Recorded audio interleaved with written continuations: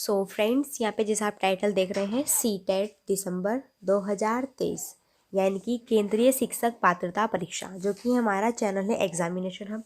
और यहाँ पर हम आपको कंटिन्यू सीडीपी, ईवीएस, ज्योग्राफी, इन तीनों के यहाँ पे हम आपको जो है सीरीज वाइज प्रैक्टिस करा रहे हैं। तो ये बहुत ज़्यादा इम्पोर्टेंट है। ओके, तो ये बेस आपका यहाँ पे ओनली सीटेट दिसंबर जो आपका 2023 में आने वाला है, इसके लिए बहुत ही इंपॉर्टेंट क्वेश्चंस यहाँ पे हम लेके आए हैं। प्रैक्टिस सेट ये आपका यहाँ पे 10 है, 9 हो चुके हैं, यहाँ पे 10 होगा। ओके, ये प्रैक्टिस सेट आपका 10 है। सो फ्रेंड्स, बहुत ज़्यादा इम्पोर्टेंट सेशन है। और जो है यहाँ पे हमारा जो ये टॉपिक है ये रहेगा NEP 2020 यानी कि नेशनल एजुकेशन पॉलिसी। NEP 2020, इसके बारे में हम फुल डिटेल से, और हाँ, इसके बारे में फुल यहाँ पे जो भी आपकी व्याख्या है, तर्क है, डिटेल से, उन सभी के माध्यम से मैं आपको समझाऊंगी।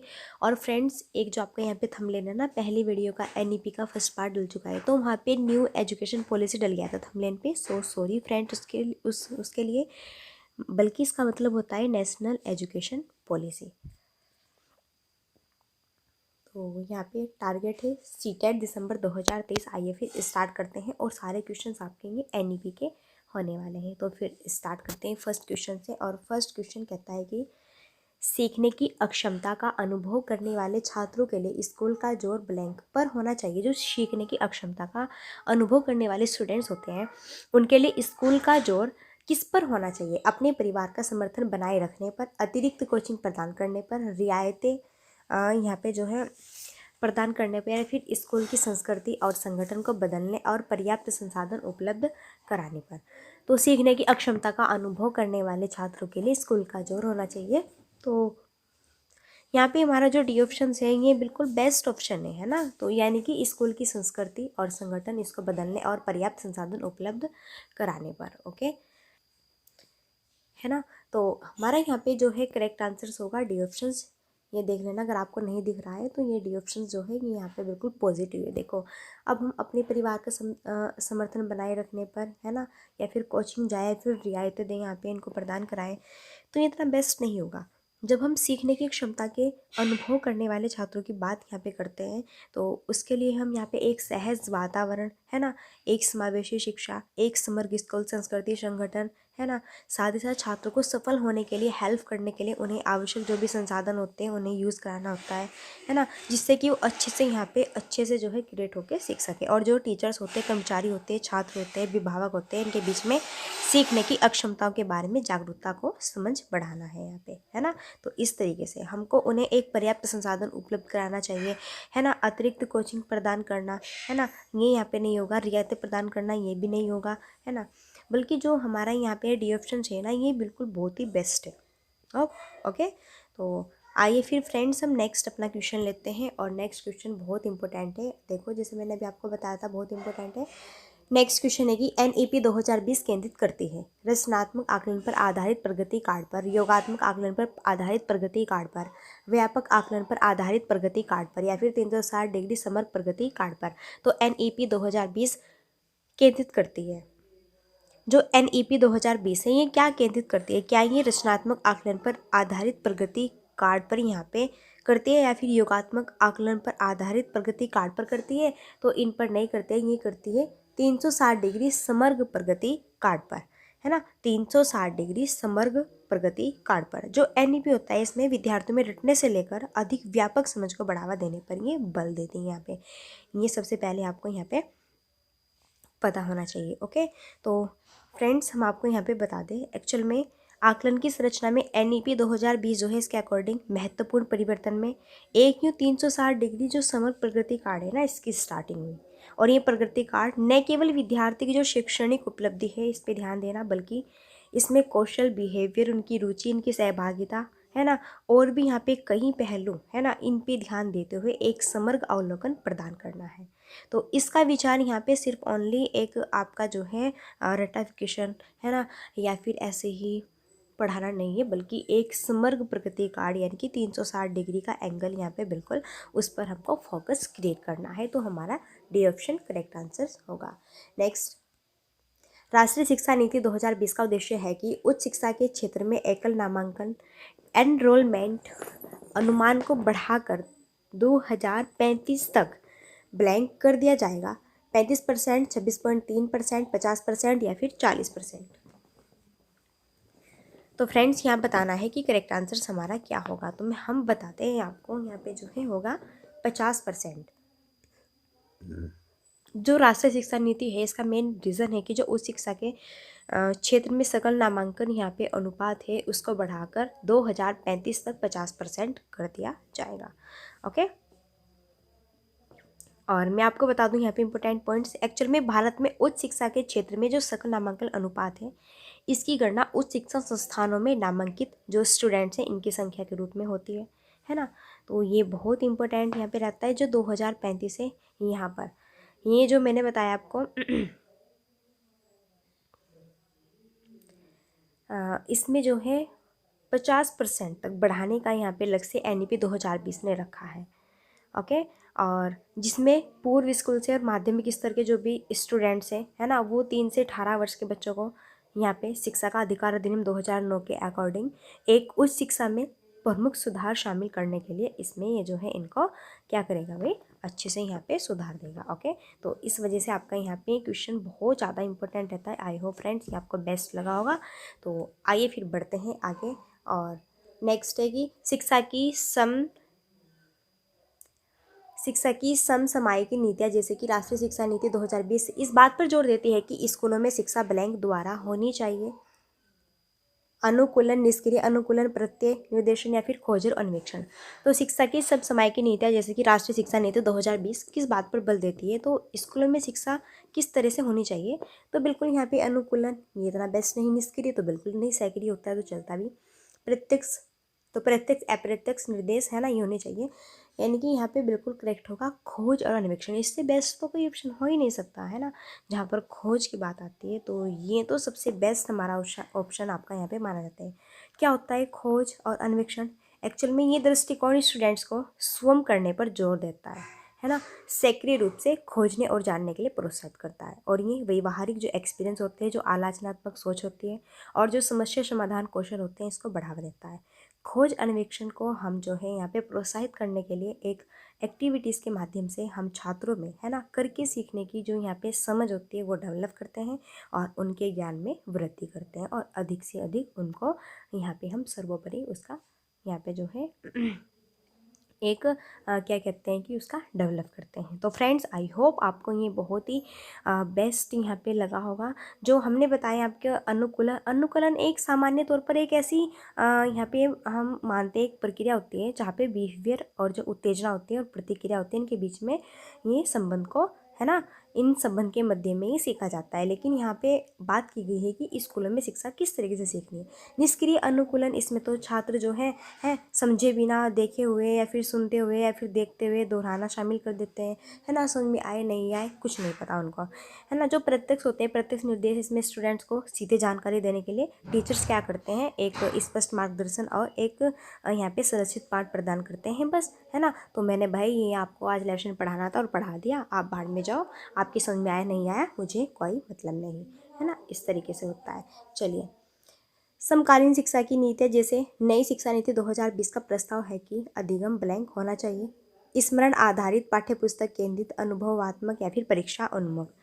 तो इस तरीके से समकालीन शिक्षा की नीतियाँ जैसे नई शिक्षा नीति 2020 का प्रस्ताव है कि अधिगम कैसा होना चाहिए। तो एक यहाँ पे क्या स्मरण रटने पर या फिर पाठ्यपुस्तक केंद्रित, फिर परीक्षा पर, यहाँ पे एक एक्सपीरियंस के अकॉर्डिंग, अनुभवात्मक, सी ऑप्शन बिल्कुल करेक्ट आंसर होगा है ना।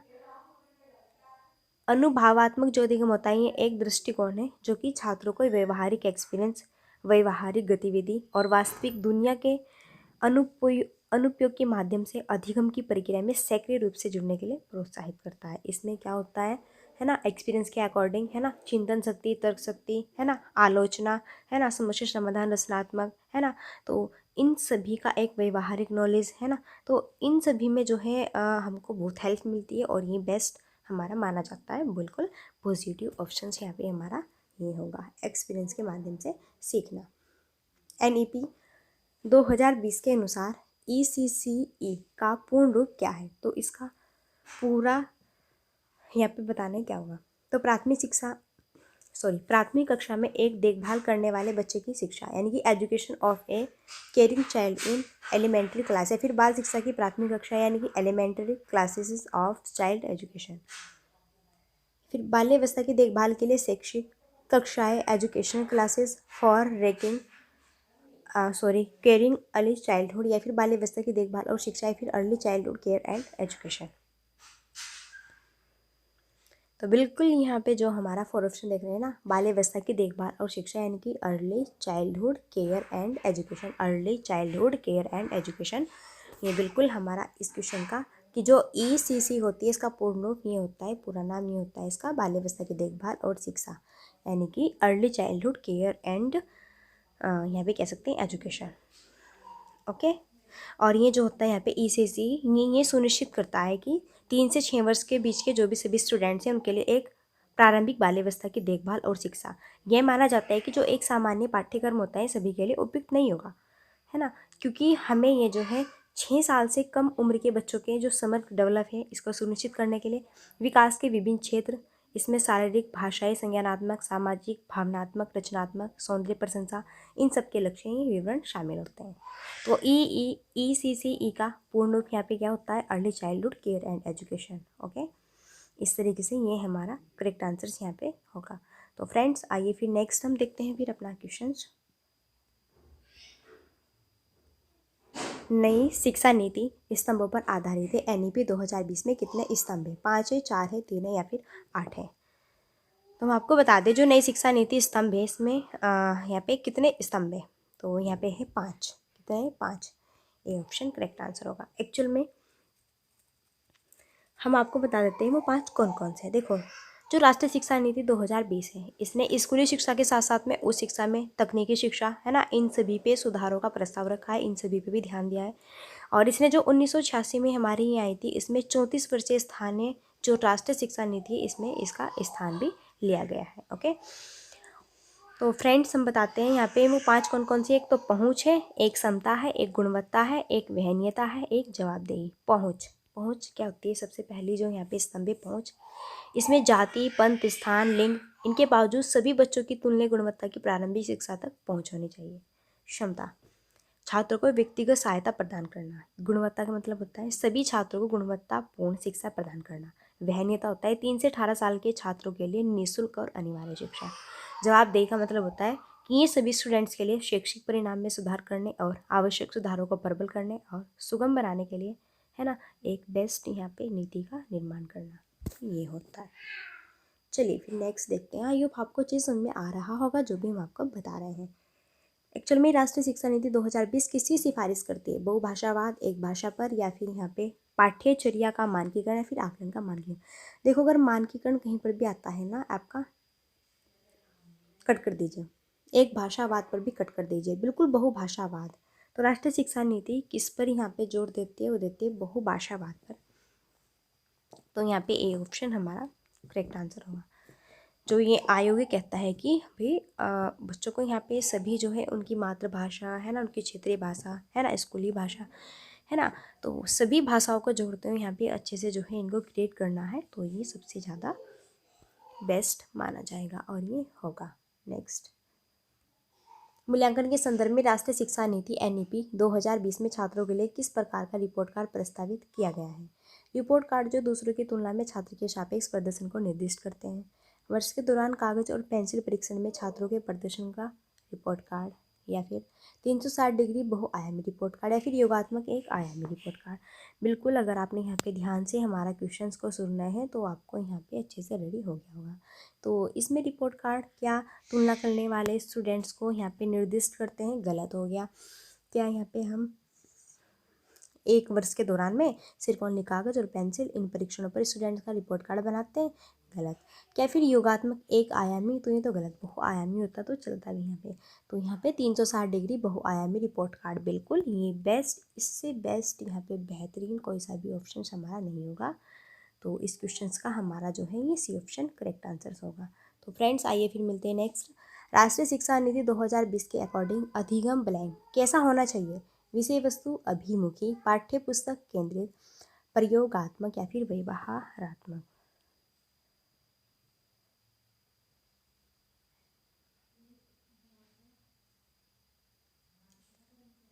तो राष्ट्रीय शिक्षा नीति 2020 के अकॉर्डिंग अधिगम होना चाहिए। तो सी ऑप्शन करेक्ट होगा। नियम का प्रयोगात्मक। ओके, तो ये बहुत बेस्ट है। इसमें वही कहा गया है, वैचारिक समझ, रचनात्मक आलोचना सोच, मानवीय नैतिक मूल्य, संवैधानिक मूल्य, इन पर जोर दिया गया है। राष्ट्रीय शिक्षा नीति 2020 के अकॉर्डिंग यही कहना है कि बच्चे जो है शिक्षा को एक प्रयोग के माध्यम से अपनाओ, हस्त गतिविधि के माध्यम से, कला एकीकृत और खेल एकीकृत शिक्षा, कहानी आधारित शिक्षा शास्त्र आदि, ये सभी इसमें शामिल होने चाहिए। ओके, इस तरीके से बच्चों को आपको इंक्लूड करना है प्रयोगों के माध्यम से। ठीक है।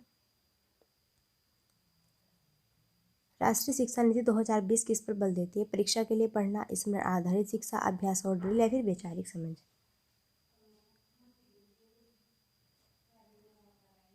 राष्ट्रीय शिक्षा नीति 2020 किस पर बल देती है? वैचारिक समझ पर बल देती है। परीक्षा के लिए पढ़ना बिल्कुल गलत, स्मरण रटाफिकेशन गलत, अभ्यास और ड्रिल गलत।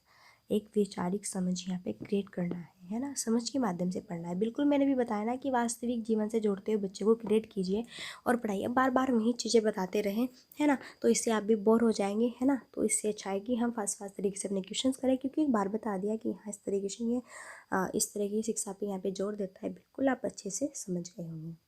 राष्ट्रीय शिक्षा नीति 2020 किस पर बल देती है? लचीला, बहुस्तरीय, गति आधारित अधिगम, बच्चों के केवल संज्ञानात्मक विकास से संबंधित पहलू तो केवल लग गया, ये तो ऐसे कट हो गया। राष्ट्रीय पाठ्यचर्या के मानकीकरण लग गया, तो मानकीकरण वर्ड जिस ऑप्शन में भी आता है ये तो नेगेटिव। बच्चों के स्मरण, स्मरण आ गया, ये भी नेगेटिव।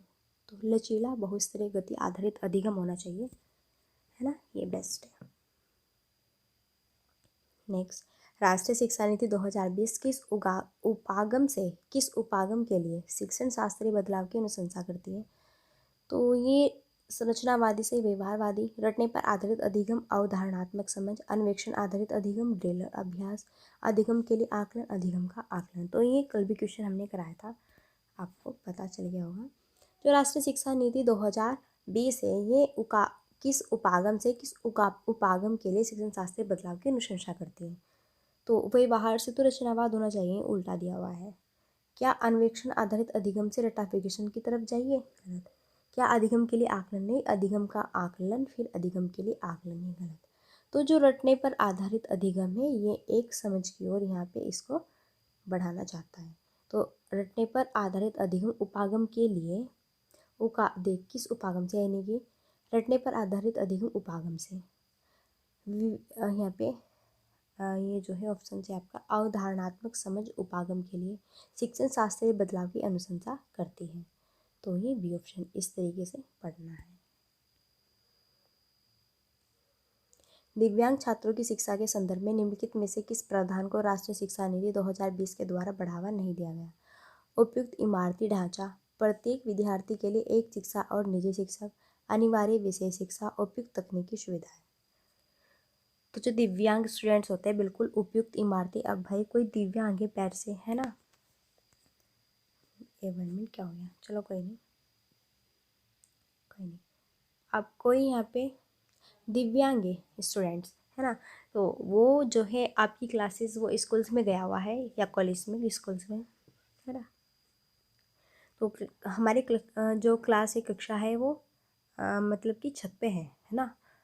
तो हम कैसे जाएंगे, है ना, सीढ़ियों के माध्यम से कैसे, है ना, दिव्यांग है वो। तो उपयुक्त इमारती ढांचा कुछ इस तरीके से बनाइए उसके लिए, जो कि वो अच्छे से चल सके, वहाँ पे जा सके। प्रत्येक विद्यार्थियों के लिए एक शिक्षा और निजी शिक्षा, है ना, तो ये तो बिल्कुल सही है। तो उपयुक्त तकनीकी सुविधाएं, बिल्कुल आप उसको एक अलग अलग प्रकार की सामग्री यूज कराएं, लेकिन अनिवार्य विषय शिक्षा, भाई अनिवार्य विषय शिक्षा का कोई मतलब नहीं है। क्योंकि अब भाई यहाँ पे अगर टीचर पढ़ा रहे हैं इंग्लिश, हिंदी, साइंस, मैथ्स, है ना, कुछ भी, तो उसका माइंड थोड़ा है ना विकलांग है, पैर से ही तो विकलांग है ना। तो जो टीचर्स यहाँ पे मैथ्स पढ़ा रहे हैं सभी स्टूडेंट्स को, तो बिल्कुल वो उनको भी समझ में आ रहा है, वो पैर से यहाँ पे दिव्यांग है, ओके, पैर से कमज़ोर है ना, माइंड से कमज़ोर नहीं है। तो विशेष अनिवार्य शिक्षा क्यों प्रोवाइड कराए? बिल्कुल समावेशी शिक्षा के माध्यम से जोड़ते हुए पढ़ाइए, ये बेस्ट होगा। राष्ट्रीय शिक्षा नीति 2020 के अकॉर्डिंग विद्यार्थियों के मूल्यांकन में किन आयामों की प्रगति व अद्वितीयता को शामिल करना चाहिए? संज्ञानात्मक, सामाजिक, आध्यात्मिक, संज्ञानात्मक, सामाजिक, संज्ञानात्मक, भावात्मक, मनोगत्यात्मक, शारीरिक, क्रियात्मक, मनोवैज्ञानिक।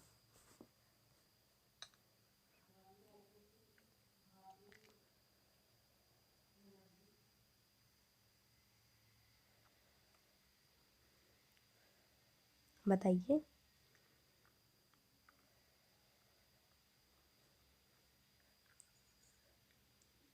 तो यहाँ पे संज्ञानात्मक, भावात्मक, मनोगत्यात्मक ये करेक्ट होगा। Okay, C option. So friends, I hope आपको ये बहुत ही बेस्ट लगा होगा, अच्छे समझ में आ गया होगा। देखो, जो NEP 2020 के BCS के कुछ इंपॉर्टेंस यहाँ पे सिद्धांत होते हैं। ये कहता है कि छात्रों का एक समग्र विकास करना चाहिए। इसमें संज्ञानात्मक पक्ष, भावात्मक, मनोगत्यात्मक पक्ष, ये 3 पहलू पर शामिल इनको करना चाहिए। और रटकर सीखने और परीक्षा के लिए सीखने, है ना, इनके बजाय एक वैचारिक समझ के माध्यम से बच्चे को समझाना चाहिए, है ना। और कक्षा के अकॉर्डिंग, है ना, छात्र में किए गए जो भी स्वमूल्यांकन है और सहकर्मी मूल्यांकन है, इनको बढ़ावा देना चाहिए। और उनकी जो स्कूल का यहाँ पे